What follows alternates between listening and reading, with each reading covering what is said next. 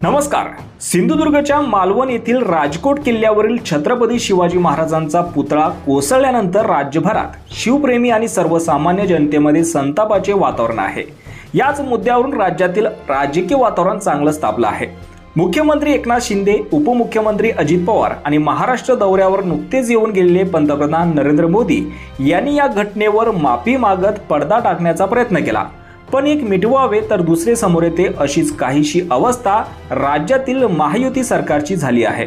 शिवसेना उद्धव बाळासाहेब ठाकरे पक्षाचे धाराशिवचे खासदार ओमराजे निंबाळकर यांनी महायुतीच्या कारभाराचे वाभाडे काढणारा प्रकार समोर आणला आहे। ज्या छत्रपती शिवाजी महाराजांचा राजकोट किल्ल्यावरील पुतळा कोसळला त्यासाठी 2,40,00,000 खर्च करण्यात आला होता।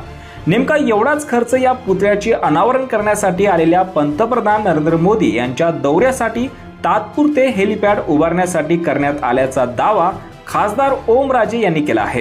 हा दावा करताना त्यांनी या हेलिपॅडसाठी काढण्यात आलेल्या निविदा आणि तारखांमधील तफावतीकडे लक्ष वेधत महायुतीच्या कारभारावर प्रश्नचिन्ह उपस्थित केला आहे। तर ओमराजे यांनी या संदर्भात एक ट्विट करत महायुती सरकारचा कारभार म्हणजे दारापेक्षा खिडक्या महाग असा दळभद्री असल्याची संतप्त प्रतिक्रिया व्यक्त केली आहे। छत्रपती शिवाजी महाराजांचा पुतळा 2.40 कोटींचा आणि पुतळा अनावरण कार्यक्रमाला येणाऱ्या पाहुण्यांसाठी तात्पुरतं हेलिपॅड उभारण्याचा खर्च आहे 2.02 कोटी।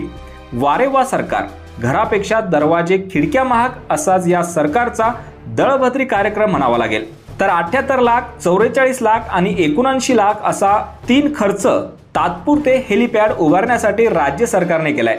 सर्वात आश्चर्यकारक गोष्ट म्हणजे टेंडर डिसेंबर 2023 मध्ये निघालं आणि वर्क ऑर्डर मात्र 2 महिने आधीच सप्टेंबर 2023 मध्ये देण्यात आल्या। याचाच अर्थ गाव वसण्याआधीच लुटेरे हजर होते। तात्पुरतं हेलिपॅड उभारण्यासाठी एवढा खर्च येतो का आणि दलाली खाण्यासाठी एवढ्या किमतीचं टेंडर काढलं जातं का यावर संशोधन होणं गरजेचं आहे। राज्य सरकारने यावर उत्तर द्यावं अशा शब्दात ओमराजे निंबाळकर यांनी महायुती सरकारकडून सुरू असलेल्या कारभाराचे वाभाडे काढलेत। कोट्यवधी रुपये खर्च करून छत्रपती शिवाजी महाराजांचा पुतळा तर कोसळलाच, पण तितकाच खर्च मोदी व त्यांच्या सोबत आलेल्या नेत्यांचे हेलिकॉप्टर उतरवण्याच्या व्यवस्थेवर खर्च करण्यात आल्याचे ओमराजे यांनी निदर्शनास आणून दिले। हे सरकार कंत्राटदाराचे सरकार आहे असा आरोप विरोधक का करतात हेच यावरून स्पष्ट होत आहे, असं आता राजकारणात बोललं जाऊ लागलंय। यावर तुम्हाला काय वाटतं? तुमची प्रतिक्रिया कमेंट बॉक्समध्ये नक्की कळवा आणि असेच राजकीय घडामोडी पाहण्यासाठी चॅनलवर नवीन असाल तर सबस्क्राइब करून बेल आयकॉन दाबण्यास विसरू नका। धन्यवाद।